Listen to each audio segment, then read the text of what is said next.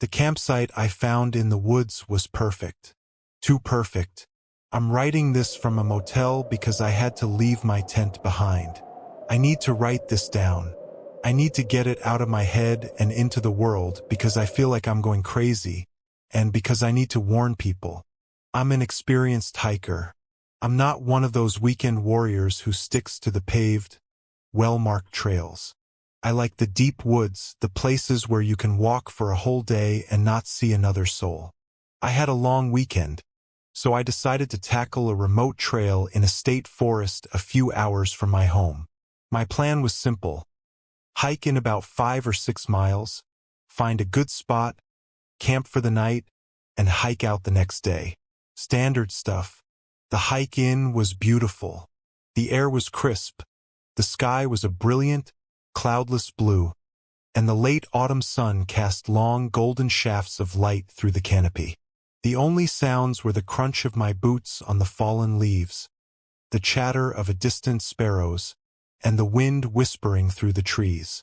This is why I do it. This feeling of absolute peace, of being completely disconnected from the noise of the world. After a few hours of steady hiking, I started looking for a place to make camp.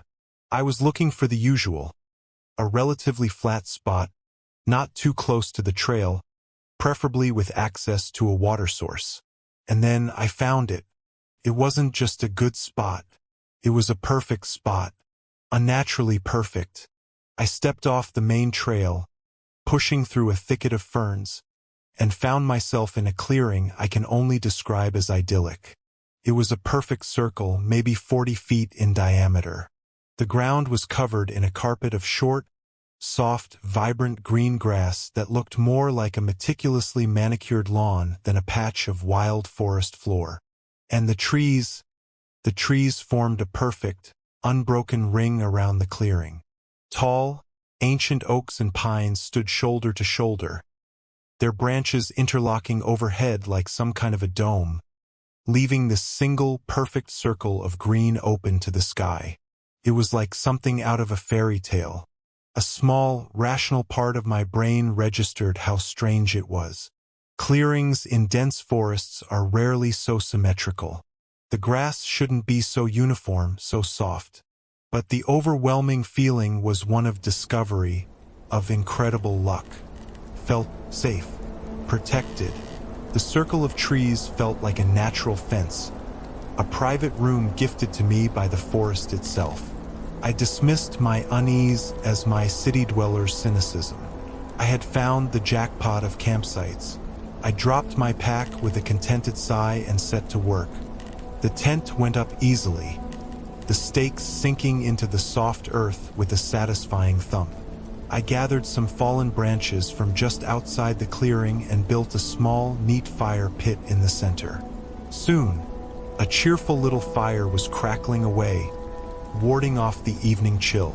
I cooked a simple meal of dehydrated chili and sat on my log, watching the flames dance as the sun set, painting the sky above the circle of trees in hues of orange and purple. This, I thought to myself, is perfect. This is what it's all about. As true darkness fell, the forest changed, as it always does. The familiar woods of the day became a strange place of shadows and unseen movements. But I was snug in my little circle of light and warmth. I felt completely secure. After cleaning up my cook set, I doused the fire thoroughly, making sure every last ember was out, and crawled into my tent. I zipped up the flap, settled into my sleeping bag, and tried to sleep. And that's when the perfection started to unravel. It began with a feeling, a strange sensation from the ground beneath me. It was a faint, almost imperceptible movement directly under my sleeping bag. Felt like insects, a whole lot of them moving around just under the tent floor. A low-grade, creepy-crawly feeling. I tried to ignore it. I'm in the woods, after all. There are bugs. I pulled my sleeping bag tighter around me and closed my eyes, focusing on the gentle sounds of the night. But I couldn't sleep. The feeling persisted. A constant, subtle, wriggling sensation against my back. It wasn't painful. It was just wrong. Then the noises started. They came from outside the tent, from the ring of trees surrounding the clearing. A soft snap of a twig, the dry rustle of leaves. At first, I assumed it was just an animal, a deer, maybe a raccoon, but the sounds were too regular. Snap, rustle, snap. They seemed to be moving slowly around the perimeter of the clearing, like someone is moving around me in the darkness. My heart started to beat a little faster. I lay there, perfectly still, my ears straining in the darkness. And then I saw the shadows. My tent is made of a thin, light-colored nylon. The moon was bright, and it cast eerie, dancing shadows of the tree branches onto the tent walls. I watched them, trying to calm my racing mind. It's just the wind, I told myself. The wind is making the branches move. But there was no wind. The air was dead still. Yet the shadows on my tent walls were moving. Not just swaying, but actively, deliberately shifting. They were long, thin, finger-like shadows, and they were stroking the outside of my tent. I could see them sliding up the walls, tracing the seams like curious, probing fingers. I sat bolt upright, my breath caught in my throat. I grabbed my powerful flashlight from the mesh pocket beside me. My hand was shaking. I flicked it on, pointing the bright, white beam at the tent wall. The shadow vanished in the glare. I swept the beam around the inside of the tent. Nothing, just me, my gear, and my hammering heart. I turned the light off. The shadow fingers returned, caressing the thin fabric. I was terrified now. The feeling from the ground had intensified. It wasn't just a vague wriggling anymore. It was faster, more deliberate. It felt like 1,000 tiny needles tapping against the floor of the tent from underneath.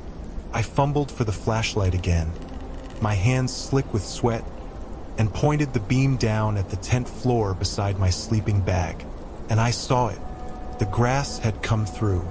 Dozens of thin, blade-like shoots of the soft green grass had pierced the thick nylon floor of my tent. They were sticking up, maybe half an inch, like a patch of freshly sprouted lawn. But that wasn't the worst part. They were moving. They were swaying back and forth, in perfect, horrifying unison. Swish, swish, swish. A tiny, hypnotic, rhythmic motion. They weren't just blades of grass. They were something else. Cilia, teeth, feelers. They were testing the air inside my tent. They were trying to find me. I screamed, then scrambled for the zipper of the tent door, my fingers feeling like useless, clumsy sausages. The sound of the zipper was obscenely loud in the silence. I burst out of the tent and stumbled to my feet in the center of the clearing, whipping the beam of my flashlight around wildly. The clearing was empty. The circle of trees stood silent and still. For a moment, a sliver of hope, of denial, cut through my panic. Maybe I was hallucinating. Maybe I had finally lost it. Then I turned the flashlight back on my tent, and the world fell out from under me. The tree branches weren't coming from the trees. They were coming from the ground. Dozens of thick, dark, root-like tendrils, the color of wet earth, had erupted from the soft green grass of the clearing. They were wrapped around my tent, constricting it, squeezing it like a giant boa constrictor. The sleek dome of my tent was misshapen, buckled inwards under the pressure. The roots were fibrous and sinewy, and I could swear I saw them pulsing with a slow, rhythmic beat, like a network of dark veins. They were pulling the tent downwards into the soft earth, which seemed to be yielding, sinking. It looked like my tent was being eaten, digested, and in that moment of absolute soul-shattering horror, I understood. I didn't think. I didn't grab my pack. I didn't try to save my expensive gear. My phone, my wallet. They were all in the tent. a tent that was currently being swallowed by the ground.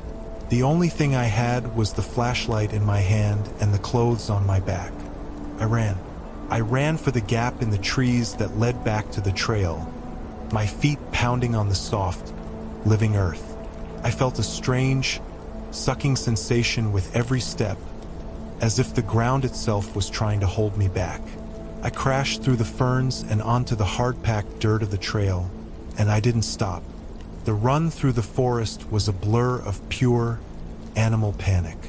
The beam of my flashlight bounced and jittered, illuminating a chaotic, terrifying slideshow of dark tree trunks, twisted roots, and gaping black shadows. Every rustle of leaves was the creature, its tendrils slithering after me. Every shadow was its gaping maw. I ran until my lungs felt like they were on fire, until my legs were jelly, until I was sobbing and gasping for air.